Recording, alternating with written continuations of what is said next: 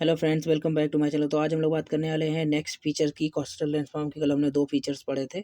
आज हम लोग बात करने वाले हैं तीसरे फीचर्स की, जैसे कि cab, arch, stack and stamp. क्या होते हैं ये सब, और ये बनते हैं वेव्स के इरोजनरी एक्शन के थ्रू। तो चलिए शुरू करते हैं। The prolonged wave attack on the base of a cliff excavates holes in regions of local weakness called caves. कल हम लोग ने पढ़ा था कि वेव्स क्या होती है और क्लिफ क्या होती है। क्लिफ हम लोग ने देखा था कि हैंगिंग पोर्शन जो रह जाता है, जैसे कि हमारी नॉर्मल लैंड फॉर्म होती है, जैसे कि ये हमारी कोस्टल लैंड फॉर्म है, इधर तरफ से सी आ रहा था तो नॉर्मल लैंड फॉर्म होती, तो उसी जो क्लिफ रह जाती है, जैसे कि ये फिगर देख लीजिए, ये फिगर है। अब यहाँ से वेव्स आई, इसको कट की यहाँ पे, क्योंकि ये पूरी ऐसी थी, ये ऐसी थी लैंड। अब यहाँ से वेव आई, इसको कट की, फिर ये क्या, ये क्लिफ बन गई, हैंगिंग क्लिफ। इसी क्लिफ में जब लगातार वेव्स इसके बिगनेस पॉइंट्स को हिट करती है, तो वहाँ पे एक केव टाइप की फॉर्म हो जाती है, केव टाइप की फॉर्म हो जाती है। तो उसको हम लोग क्या कहते हैं, केव्स।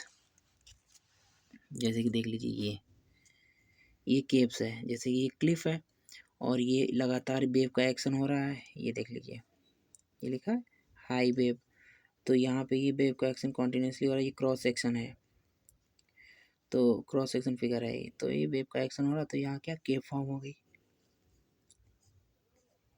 ठीक, इसी को हम लोग केव कहते हैं। एट, और इसका एग्जांपल अगर बात करें तो एट फ्लैम्बर्ग हेड, इंग्लैंड, इसका एग्जांपल है। When two caves approach one another from either side of headland and unite they form an arch. जब दो केव मिलती हैं दोनों तरफ से, तो वह आर्च बनाती हैं। आर्च क्या होता है देख लीजिए, ये फिगर है आर्च। ये जब दो केव मिलती हैं तो ये आर्च बनता है ऐसे, इसमें दोनों तरफ का दिख रहा होता है। केव में केवल एक साइड का, एक होलो टाइप का होता है, और इसमें आर्च में क्या होता है, ये केव है और आर्च में क्या होता है, एक होलो टाइप का बन जाता है। ठीक है, दोनों तरफ से आर पार, तो ये आर्च जनरेट हो जाता है। ठीक, और इसका एग्जांपल अगर बात करें तो Needle Eye near Wick, Scotland, further erosion by waves will ultimately lead to the total collapse of an arch. फिर आर्च कोलैप्स हो जाता है। The seaward portion of the headland will remain as a pillar of rock known as stack. और जैसे कि देख लीजिए, ये केप बनी, इसके दो मिले तो ये आर्च बना। अब आर्च का क्या होता है, ये आर्च का ये पोर्शन है, ये जो सी तरफ होता है, ये क्या होता है, इरोड हो जाता है, धीरे धीरे इरोड होता रहता है सी की वेब से लग के। ये है वेब्स, तो ये इरोड हो जाएगा ऊपर वाला पोर्शन। अब क्या बचेगा, केवल ये इतना पिलर बचेगा यहाँ से, ये पिलर टाइप का, जैसे कि ये फिगर दिखाएगा यहाँ के ऊपर की ये आर्च हट गई, तो ये पिलर दिखाएगा। ये पहले आर्च ही थी, ये पहले सबसे पहले केव थी, फिर आर्च बनी, उसके बाद ये पिलर टाइप के ये बच गए हैं, ये भी इरोड हो जाएंगे किसी दिन। तो धीरे धीरे ये ऊपर वाला पोर्शन इरोड हो गया, तो ये बच गया। और इसी को, ये इतना वाटर में डीप है, ये ऊपर का पोर्शन दिख रहा है केवल, ये जो लाइन दिख रही है, ये इतना पूरा डीप है वाटर में, ऊपर का पोर्शन दिख रहा है, तो इसी को हम लोग क्या कहते हैं, स्टैक। ठीक, आई थिंक फिगर से क्लियर हो गया होगा। One of the finest example of stack is old man of होए इन Orkneys, which is of old red sandstone and is 450 feet high. Equally out standing are the needles, slay of weight, which are group of stacks cut in chalk and diminishing in size seaward. In the course of time, these stubborn stack will gradually be removed, और धीरे धीरे करके ये remove हो जाते हैं, जैसे कि मैंने कहा। The vertical stack, the vertical rock pillars are eroded, leaving behind only the stump, which are only just visible above the sea level. For example, those of St Kilda Group of Outer Hebrides, Scotland. अब क्या stamp के बाद क्या बचता है, अब stamp है, stack है, स्टैक ये धीरे धीरे इरोड होकर क्या हो जाएगा, स्टैम्प में कन्वर्ट हो जाएगा। और फिर स्टैम्प क्या रहते हैं, ये वाटर के नीचे ही रहते हैं, ठीक है। ऊपर वाला पोर्शन वेव्स के थ्रू इरोड होता रहता है धीरे धीरे, और ये गायब हो जाता है। फिर ये लो वेव के नीचे भी चले जाते हैं, लो वेव्स के नीचे चले जाते हैं। ठीक, अब बात कर लेते हैं Zeus and Globsky. The occasional splashing of the waves against the roof of a cave may enlarge the joints when compressed air is trapped inside. क्या होता है कि जैसे केव बनी थी, ये बात कर लेते हैं। जैसे कि ये केव फॉर्म हुई, ठीक। अब केव फॉर्म हुई, केव फॉर्म में क्या होता है, वेव्स इसके अंदर गई। अब वेव के जाने के बाद इसमें क्या हो, इसमें जो एयर होगी वो यहाँ पे ट्रैप हो जाती है, यानी कि तो ट्रैप हो जाएगी। ट्रैप होने के कारण वो एक कंप्रेस्ड होती है, जो एयर होती है वो उसमें कंप्रेस्ड के कारण प्रेशर लगता है यहाँ पे रूफ पे। और जब रूफ पे प्रेशर लगेगा, एयर कंप्रेस्ड होगी और रूफ पे प्रेशर लगाएगी, क्या होगा, तब यहाँ पे नेचुरल सॉफ्ट हो जाएगी। ये रूफ अचानक से एकदम से ब्लो कर जाएगी। जब यहाँ पे कोई चीज़ प्रेशर लगा होगी, ये बंद है, अंदर से प्रेशर लग रहा है, तो ये अचानक से ब्लो ऑफ कर जाएगी। और जब ब्लो अप करेगी, जो वेव्स का जो वाटर इसके अंदर होगा, उस समय तो वो अचानक से तेज़ी से बाहर निकलेगा। तो आउट लाइक जैसे स्प्रिंग टाइप का, नेचुरल स्प्रिंग या नेचुरल फाउंटेन कह लो, तो अचानक से बाहर निकलेगा बहुत तेज़ी से। तो उसी को हम लोग क्या कहते हैं, ब्लो होल कहते हैं, या देख लीजिए। A natural shaft is thus formed, which may eventually pierce through to the surface. Waves breaking into the cave may force water or spray or just air out of the hole. Such a shaft is termed at globe. और इसी shaft को या इसी प्रक्रिया को हम कहते हैं globe. From the noise made by water gargling inside, और तेजी से जिस आवाज़ से वाटर बाहर निकलता है उसी को हम कहते हैं ग्लोब और ब्लो होल, ठीक है।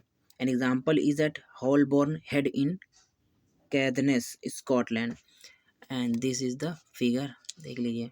जैसे कि ये केव थी, यहाँ से वाटर अंदर गया, एयर ट्रैप्ड हुई, कंप्रेस्ड हुई, अचानक से ब्लो ऑफ हुआ, ब्लो होल बना और ये वाटर फाउंटेन के जैसा बाहर निकला तेज़ी से, ठीक है। और इधर से ये केव है, इधर से वाटर फ्लो के नीचे आया, तो उसको हम लोग क्या कहेंगे, ग्लोब, ठीक। एक शाफ्ट भी बन जाएगी। The enlargement of blowholes and the continued action of waves weakens the cave roof. When the roof collapses, a long, narrow inlet or creek developed. Such deep clefts, which may be 100 feet deep and equally long, are called as geos. For example, Bife of Geo near Duncan's Way Head, Scotland. अब क्या होगा, जब ये hall generate होंगे अचानक से, फिर क्या होगा, ये फाउंटेन निकलता ही रहेगा, तो धीरे धीरे करके ये केव की जो रूफ है वो वीक हो जाएगी। जब वीक हो जाएगी तो ये धीरे धीरे करके, ये धीरे धीरे जहाँ तक ये केव है, धीरे धीरे करके ये रूफ पूरी इरोड हो जाएगी या टूट जाएगी। तो फिर इरोड होने के बाद, टूटने के बाद, यहाँ पे एक लंबा सा एक जॉर्ज टाइप का फॉर्म हो जाएगा, एक लंबी सी दरार फॉर्म हो जाएगी जिसमें कि पानी फ्लो कर रहा होगा, जो कि पहले इसकी रूफ थी केव की। और फिर क्या होगा, उसी दरार को, उसी जो एक रूफ डूबने के बाद बन जाएगी बहुत बड़ी, मतलब कि ट्रफ टाइप का बन जाएगा, तो उसको हम लोग कहेंगे जियोस। जैसे कि ये देख लीजिए फिगर, ये पहले केव थी, इसके ऊपर रूफ थी, ये यहाँ से पूरी ब्लो ऑफ हुआ, ग्लोब बना, उसके बाद क्या, रूफ कमज़ोर हुई, वीक हुई, फिर धीरे धीरे करके क्या, वेव के एक्शन के थ्रू रूफ धीरे धीरे इरोड हो गई, इरोड हो गई जहाँ तक ये खुला हुआ है, इसको कहेंगे हम जियो। ये सी है हमारा, ये क्लिफ है, ठीक। सारे फीचर्स क्लियर हो गए।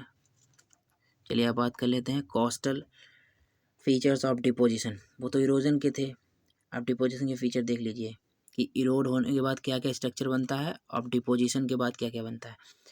डिपोजिशन के बाद सबसे पहले बनता है बीचेस, क्योंकि सैंड वहीं पर डिपोजिट होती है, जो जितनी ज़्यादा डिपोजिट होगी उतनी बड़ा बीच होगा।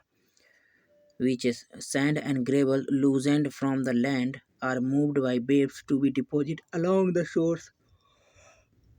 अब वेव्स के थ्रू जो लूजेंड यानी कि लूज की हुई सैंड पार्टिकल या डेब्रिस होंगे, वो क्या हो जाएंगे, सी के साइड में, किनारे पे जमा हो जाएंगे सारे। This is the most dominant form of the constructive work of the sea. और ये बहुत ही ज़्यादातर होने वाला कंस्ट्रक्टिव वर्क है सी के द्वारा। The eroded material is transported along the shore in several distinct वे, और बहुत बहुत तरीक़ों से जो डिपोजिशन होता है सी की साइड में होता है। The longshore drift which comes obliquely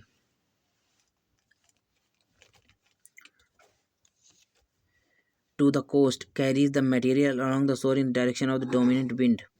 और जो लंबे बीचेस होते हैं उसमें क्या होता है, विंड की डायरेक्शन में डिपोजिशन होता है, जैसे जैसे विंड जिधर की फ्लो करेगी उधर उधर डिपोजिशन होगा, ठीक।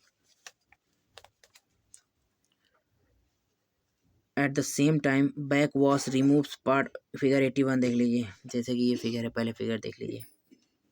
Direction of the longshore drift, जैसे कि ये जा रही है पिंड। Material carried obliquely up to the beach by swash, ये मटेरियल लिए जाया जा रहे हैं वेव के through. Material pulled seaward by the backwash, अब बैक वॉश के थ्रू मटेरियल सी बार्ड की तरफ खींचे जा रहे हैं। Direction of the wind material oblique wave, ये बहुत बड़ी वेव्स होती हैं। Waves driver obliquely to the source, wind direction ये किनारे की तरफ जा रही हैं। ठीक। At the same time backwash removes part of the material seaward along the bed of the sea and deposit it on the offshore terrace and even beyond the finer material as silt as, वही है पूरा paper process, पूरा वही है कि अचानक से waves जाती है सी में, हल्के पार्टी को ले जाती है, फिर अचानक से वेव्स आती है बैक वॉश करके, फिर वो उसको डिपॉजिट कर देती है। आपने बीचेस पे देखा होगा कि अचानक से पानी भर के सी की तरफ से पानी किनारों की तरफ आता है अचानक से, फिर वापस चला जाता है समुद्र में। तो क्या होता है, ये बैक वॉश होता रहता है और ये मटेरियल डिपॉजिट होते हैं। जो भारी होते हैं वो वहीं पे रह जाते हैं किनारे पे, जो हल्के होते हैं फिर सी के साइड में चले जाते हैं, फिर वापस आ जाते हैं, और यही करते करते वहाँ एक लैंडफॉर्म हो जाती है जिसको हम लोग बीचेस कहते हैं।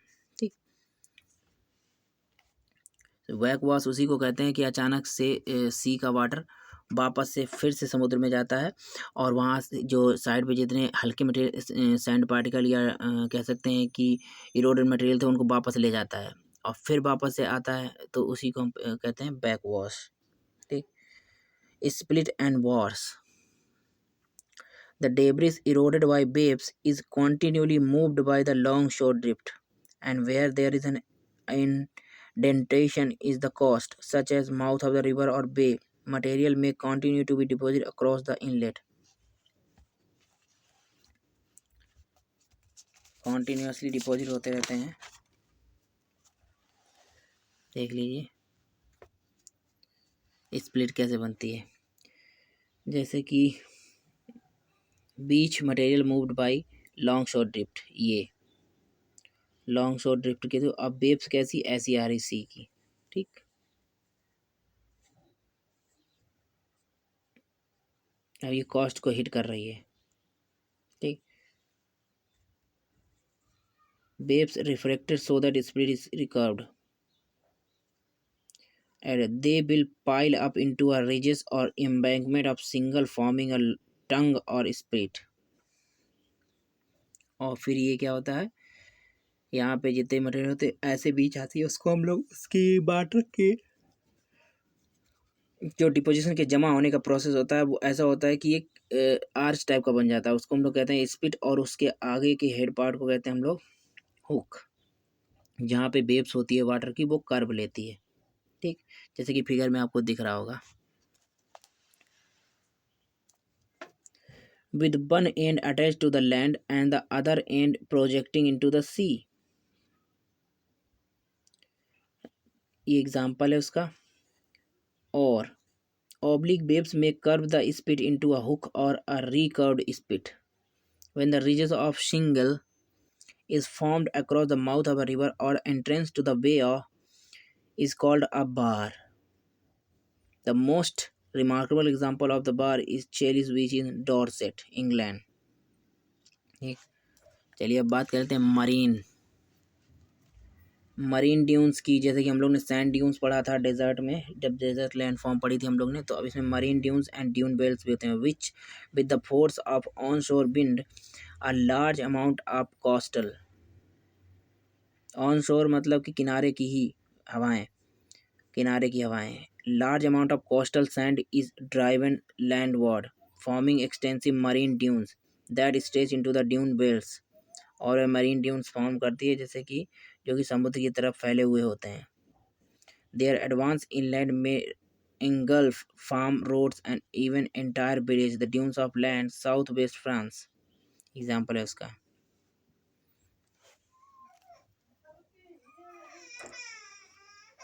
ठीक। बात करते हैं टाइप्स ऑफ कॉस्ट की। अब कॉस्ट कितने तरह के होते हैं, किनारे कितने तरह के होते हैं। Despite a great variety of coastal features coastline may be divided into two basic types. Coastline of submergence.